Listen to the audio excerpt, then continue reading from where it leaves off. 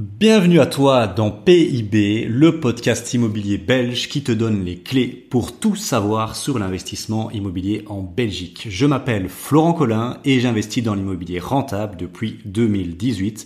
Mais je suis surtout aussi le cofondateur du club, la première communauté d'experts et d'investisseurs immobiliers sur le marché wallon.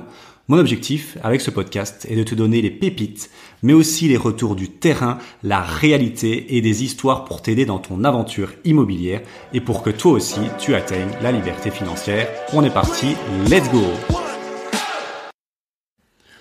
Aujourd'hui, on va parler d'un concept méconnu, c'est l'ultra haut rendement. Tu le sais si tu nous suis depuis quelques temps, notre spécialité à mon associé et moi, c'est ce qu'on appelle le haut rendement ou l'immobilier à cash flow. En gros, c'est de l'immobilier qui va générer du cash flow, c'est-à-dire des bénéfices chaque mois, un excédent, un surplus. Et quand on empile chaque investissement à cash flow, on devient libre financièrement en 3 à 5 ans. Mais si je te disais qu'avec l'ultra haut rendement, tu peux devenir libre financièrement en un seul investissement, qu'est-ce que ça t'évoque? Tu te dirais, waouh, incroyable, comment ça fonctionne ce bazar-là? Eh ben, je vais tout te dévoiler dans l'épisode du jour. Alors, l'ultra haut rendement, c'est un terme que mon associé a lâché un jour comme ça. Et je me suis dit, c'est pas mal, ça a quelque chose d'assez sexy. Et c'est vraiment ça. En plus, c'est vraiment ça. Parce que le haut rendement est déjà très agressif, sort déjà de la norme, mais l'ultra haut rendement, c'est vraiment, on va dire, ceux qui investissent dans l'immobilier haut rendement, qui prennent la décision et qui ont le courage de se lancer dans la coloc Airbnb, pour moi, ça représente peut-être 5% de la population. Et dans ces 5%-là, il y en a, ils ont faim, ils ont la dalle, ils ont pas le temps, mais vraiment pas le temps. Ils sont prêts à faire tous les sacrifices et à tout péter. Et c'est eux qui vont aller chercher l'ultra haut rendement. Ça représente peut-être 10%, moins de 10% de ces 5%-là. Donc, ça va pas parler à énormément de gens. L'ultra haut rendement. Parce que c'est comme toujours dans la vie, si on a des résultats extraordinaires, il faut faire des actions, il faut faire des choses extraordinaires. Et donc, l'ultra haut rendement, c'est 3 possibilités. C'est 3 stratégies possibles à ce jour, en 2024, qui fonctionnent. La première, je te la donne, et elle commence à être de plus en plus connue et en tout cas de plus en plus utilisée, c'est de la location courte durée ultra haut de gamme. J'entends par là un truc picobello, léché au niveau de la décoration d'intérieur, un effet coup de cœur, mais waouh, mieux que dans un hôtel, vraiment luxueux, mais surtout qui rajoute un côté spa, sauna, jacuzzi. Donc, on a plusieurs clients qui ont fait ça. Je pense par exemple à Emre, à Jessie et d'autres qui sont en train de suivre cette voie-là. Là, c'est quelque chose de très qualitatif. Je te parle pas quand je dis de l'ultra haut de gamme, c'est l'ultra haut de gamme. Je ne parle pas d'un sauna que tu as été acheté chez Brico, qu'on achète chez Brico, ou un Intex jacuzzi à 500 €. Non, je parle vraiment d'un truc professionnel, qualitatif, un jacuzzi qui coûte 7, 8, 9, 10 000 €, voire plus, un sauna presque pareil, mais où on se croirait presque dans un hôtel, en fait. Un hôtel, mais privatisé. Et donc ça, c'est très puissant, c'est très très efficace parce qu'il y a une demande très forte. C'est souvent des couples, bien évidemment, qui veulent passer un week-end, une nuit, se relaxer et ne penser à plus à rien. Et le problème en général, c'est que si tu veux faire ça, c'est dans des lieux communs, donc collectifs. Et donc les gens cherchent vraiment ce côté intimité, privatisé, luxe en fait. Parce que pour moi, le luxe, c'est ça, c'est de pouvoir être seul, être à son aise, être tranquille. Et donc, ça, c'est vraiment la location courte durée ultra haut de gamme. Va falloir donc faire quelque chose de très propre, très léché au niveau de la décoration d'intérieur et surtout amener un côté wow avec un vrai spa, jacuzzi, un vrai sauna, pourquoi pas, tu peux aller encore plus loin, nordique, t'as compris l'idée, c'est un peu ça l'idée. Mais donc, ça, c'est très, très, très puissant. On verra après les avantages et les désavantages de chaque stratégie parce que nos clients les font et on sait les avantages bien évidemment et les désavantages. Alors au niveau la deuxième stratégie ultra haut rendement que je vois qui commence un peu à voir le jour ici en Belgique, c'est tout ce qu'on appelle les chambres à thème, les chambres thématiques, très connues en France et ça commence à arriver petit à petit. Donc là, c'est vraiment type, je sais pas moi, une chambre par exemple, un appartement, c'est pas vraiment une chambre, mais un Airbnb sous le thème par exemple de Harry Potter, Le Seigneur des Anneaux, des appart-capsules. On a plusieurs clients qui font ça, donc c'est des trucs très rétro gaming, vintage, avec des bornes d'arcade, des choses pareilles. Dans un truc un peu plus loin, on va appeler ça les love rooms, donc là où on vient passer du bon temps. Donc ça, c'est vraiment les chambres thématiques. Alors ça marche très bien. C'est moins cher à la nuitée, bien évidemment, que la location courte durée ultra haut de gamme. Hein. Là, c'est vrai que je n'ai pas énoncé les prix, mais location courte durée ultra haut de gamme, on est minimum dans des prix de 250 € la nuitée à bien plus, en fonction des services, de la qualité, tout ça. Chambre thématique, là, on est quand même sur un prix très élevé, beaucoup plus élevé qu'une location courte durée classique, mais on va se retrouver plutôt entre 120 à 200, peut-être 250 en tirant très très fort, mais on n'ira pas sur quelque chose de très très, voilà, c'est un cran en dessous, mais c'est quand même très élevé, bien évidemment. Alors, c'est très puissant, c'est très très sympa. Alors, voilà, je parlerai après des avantages et inconvénients de chaque stratégie, parce que y a pas mal de choses à dire là-dessus. Et puis la troisième stratégie ultra rendement qu'on maîtrise, que moi je fais, que mon associé fait, qui est plus standard, mais qui demande beaucoup plus d'efforts que les deux autres, j'en parle bien évidemment à la fin de cette vidéo, c'est les immeubles de rapport mixte. Un immeuble de rapport mixte, c'est très simple. C'est simplement un immeuble, par exemple, imaginons 3 unités, rez-de-chaussée, premier, deuxième, où dans chaque unité, on va pas louer de manière classique, ce que tout le monde ferait pour gagner un cash flow de 500, 600 €, mais dans chaque unité, on va par exemple faire une colocation, 3 chambres. Et donc, au lieu d'avoir une seule colocation, t'en as 3 d'un coup. Tu vois, d'un coup, bam, t'as 12 colocataires ou 9, ça dépend. Ou alors, tu peux très bien prendre dans le même immeuble de rapport 3 unités, ce que moi j'ai fait ici du côté de Dinan. Tu fais 3 locations courte durée. Alors tu pourrais me dire ouais, je peux faire ça plus 3 locations courte durée haut de gamme, ultra haut de gamme. Ouais, calmons-nous, parce que là ça va être très difficile à gérer. Mais tu pourrais très bien faire 3 Airbnb, très sympa, très bien décorés dans un immeuble de rapport. Et au lieu d'avoir un seul Airbnb, d'un coup t'en as 3 et donc t'as le cash flow de 3 Airbnb d'un coup. C'est pour ça que c'est de l'ultra haut de gamme, parce que les 3 stratégies que j'ai définies ici peuvent clairement peuvent te remplacer un salaire d'un seul coup. En une opération, on est libre financièrement, on n'en parle plus et on peut quitter son boulot. Alors, bien évidemment, on a en revue les avantages et les désavantages de chaque stratégie. L'avantage de toutes ces stratégies, location courte durée, ultra haut de gamme, spa, jacuzzi, les chambres thématiques type Harry Potter, Love Room, cinéma, des choses là, et l'immeuble de rapport mixte, l'avantage, il est très clair, c'est le titre de la vidéo, c'est libre financièrement avec un seul deal immobilier. Là, le cash flow est tellement puissant, c'est tellement agressif que tu peux devenir libre financièrement en un seul deal. Et donc, tu concentres tes efforts, parce que bien évidemment, ça va demander énormément d'efforts, plus d'efforts et de mise en pratique que la coloc et la courte durée standard, mais au moins, on est rapidement tranquille. Donc ça, c'est très très important, c'est l'avantage numéro 1. De toutes les stratégies. Maintenant, si on va plus en détail, l'avantage pour moi de la location courte durée haut de gamme type spa, jacuzzi, c'est que c'est possible de faire rentrer ça dans un petit budget. On a des clients qui sont partis sur cette stratégie-là dans des budgets de moins de 150 000 €. Et oui, c'est possible. On prend une petite maison, un petit chalet, un petit appartement. Bon, appartement, ça va être plus compliqué parce que... Ouais, non, c'est possible. C'est possible, Emery l'a fait. Donc non, je dis des bêtises, c'est tout à fait possible. On prend un petit budget, 150 000 €, 160, 170, et on va avoir des rendements et des cash flows qui sont tout simplement débiles. Là, franchement, on est sur des 2005, 3000, parfois plus. C'est vraiment indécent. Le gros désavantage que moi je vois, et c'est pour ça que moi je ne l'ai jamais fait et que je ne ferai probablement jamais, c'est le côté entretien. Ces machines-là, type surtout le spa jacuzzi et le sauna un peu moins, mais si on met un hammam, des choses pareilles, ou une piscine, imaginons si on part carrément très loin, ce sont des infrastructures qui nécessitent énormément d'entretien.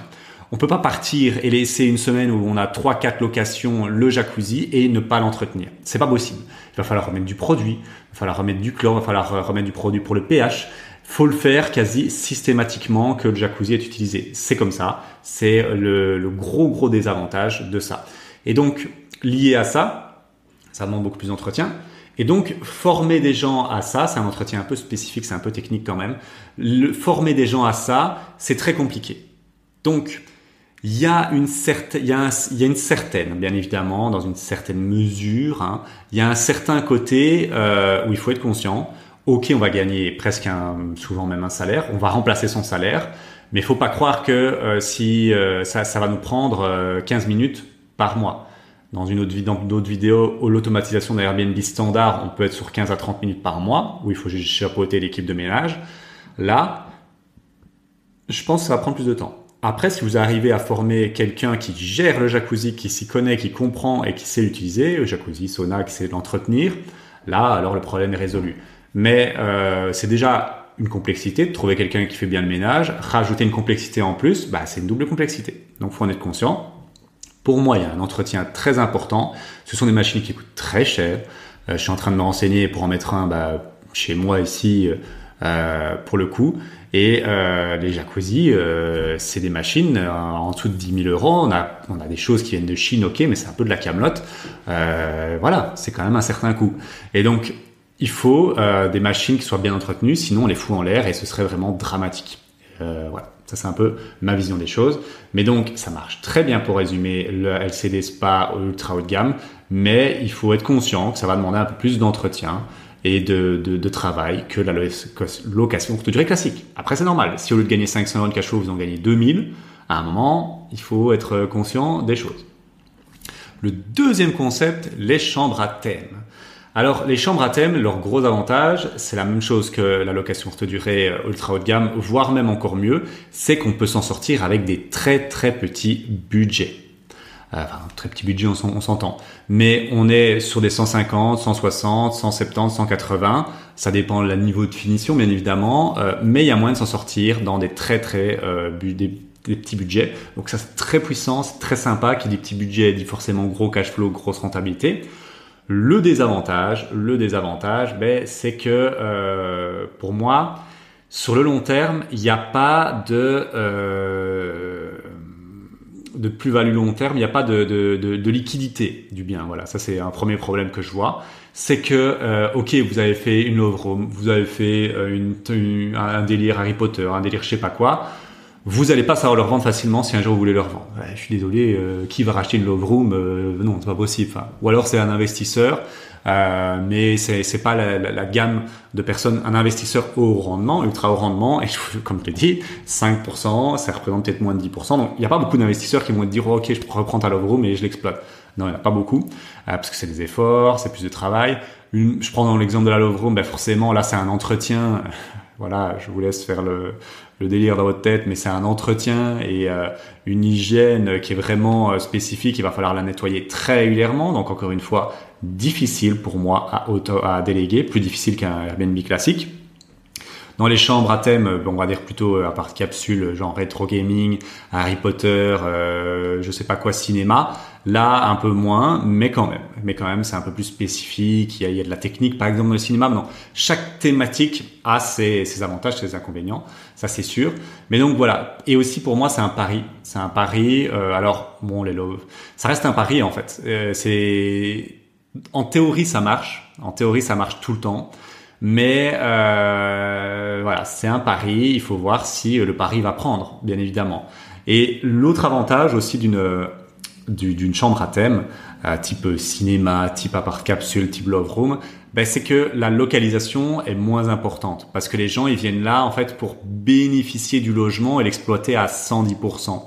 Alors que dans un Airbnb plutôt classique, là ils viennent plutôt pour voir la région, se balader, profiter de la région et avoir un logement décent, un beau logement. Alors que là ils viennent vraiment pour le logement. Donc ça c'est un avantage aussi. La localisation est moins importante dans la location ultra haut de gamme spa jacuzzi et les chambres à thème. Ça c'est très très sympa comme côté, mais ça reste un pari. C'est difficile à revendre. Ça c'est clair que pas grand monde va en vouloir et voilà. Ça c'est un peu les gros désavantages que je voyais. Maintenant, l'immeuble de rapport mixte. Là j'avais pris un peu plus de notes parce que c'est quelque chose qu'on a plus l'habitude de mettre en avant.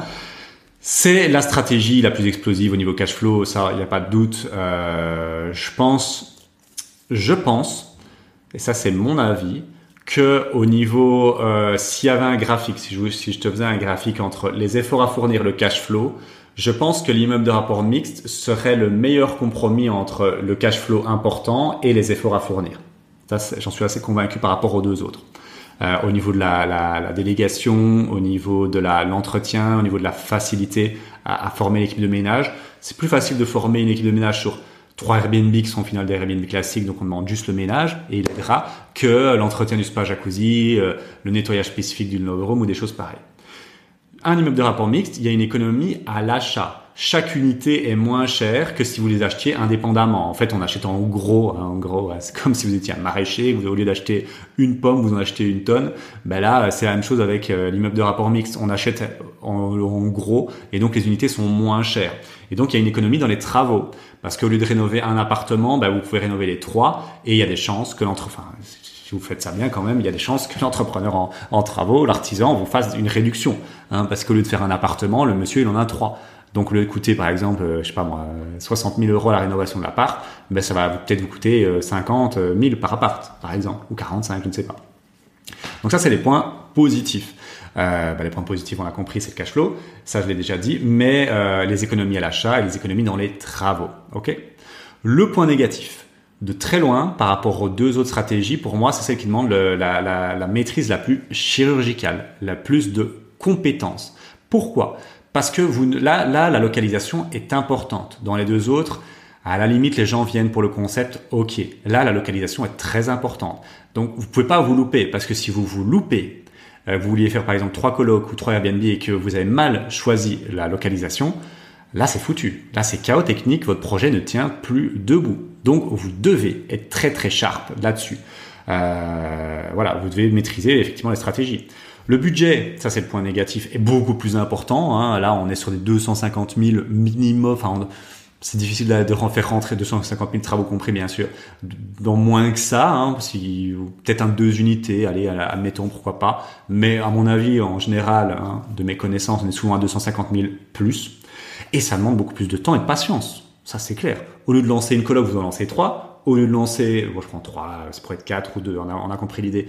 Au lieu de lancer un Airbnb et de faire une annonce, vous devez en faire 3. C'est quand même beaucoup plus de boulot. Donc, faut venir 3 fois le photographe professionnel, faut faire 3 annonces, faut le mettre 3 fois sur Airbnb, 3 fois sur Booking. C'est beaucoup plus compliqué. L'équipe de ménage doit être forcément briefée pour les 3 parce que chaque Airbnb est différent, donc a sa manière d'être nettoyé. Donc, au lieu d'avoir un seul Airbnb à chapeauter, vous en avez 3 d'un coup ou 3 colocs. On a compris l'idée. Donc, ça demande beaucoup plus de patience, beaucoup plus de maîtrise, mais sur le long terme, je pense sincèrement que c'est le meilleur investissement au croisement entre effort à fournir et cash flow démentiel. Voilà, ça c'est mon avis. Le plus complexe au niveau effort et temps et difficulté de délégation, c'est le spa jacuzzi ultra haut de gamme. Et celui entre les deux, on va dire, c'est la chambre à thème. Et ça dépend le thème que vous faites, bien évidemment. Une love room demandera beaucoup plus de formation et je pense que ce sera pas facile de trouver quelqu'un qui voudra nettoyer ça que, par exemple, une thématique type cinéma, quoi. Voilà, ça c'est un peu ma vision des choses. Et donc, pour clôturer cet épisode, c'est très possible de devenir libre financièrement avec un seul bien immobilier grâce à ce qu'on appelle l'ultra haut rendement.